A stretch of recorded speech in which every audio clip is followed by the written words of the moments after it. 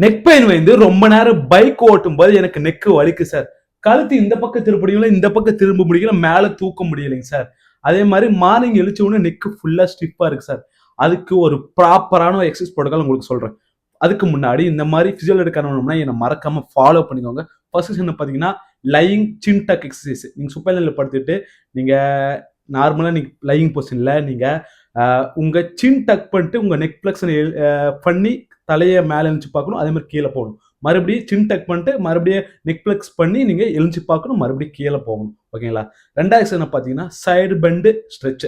நீங்க நெக்கை side bend பண்ணி நல்லா ட்ரிபிஜி ஸ்ட்ரெச் ஆகிற அளவுக்கு நல்லா ஹோல்ட் பண்ணிட்டு மறுபடியும் ரிலாக்ஸ் பண்ணணும்.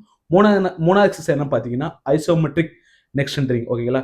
நீங்க ஹேண்டை நீங்க இந்த மாதிரி ஃபார்வர்ட்ல ஹோல்ட் பண்ணிட்டு நல்லா ரெசிஸ்டன்ஸ் கொடுக்கணும். அதே மாதிரி நீங்க சைட்லயே அதே மாதிரி ஹோல்ட் பண்ணிட்டு ரெசிஸ்டன்ஸ் கொடுக்கணும், ஹோல்ட் பண்ணணும். அதே மாதிரி பேக் வால் நீங்க பண்ணணும். இதே மாதிரி ஒரு 5 to 10 reps ஈச் சைடு நீங்க பண்ணலாம்.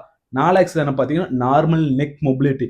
நீங்க ஃபார்வர்டு ஃபிளெக்ஷனு, அதே மாதிரி சைடு, அதே மாதிரி ரொட்டேஷன், அதே மாதிரி ஸ்லோவா நல்லா ஒரு வார்ம் அப் பண்ற மாதிரி நல்லா பொறுமையா பண்ணணும். இந்த 4 எக்ஸசைஸ் பண்ணாவே ஒரு ப்ராப்பரான பெயின் ரிலீஃப் இந்த ஸ்டிஃப்னஸ் எல்லாத்தையும் ப்ராப்பரா நீங்க ஒரு குணப்படுத்திடலாம்.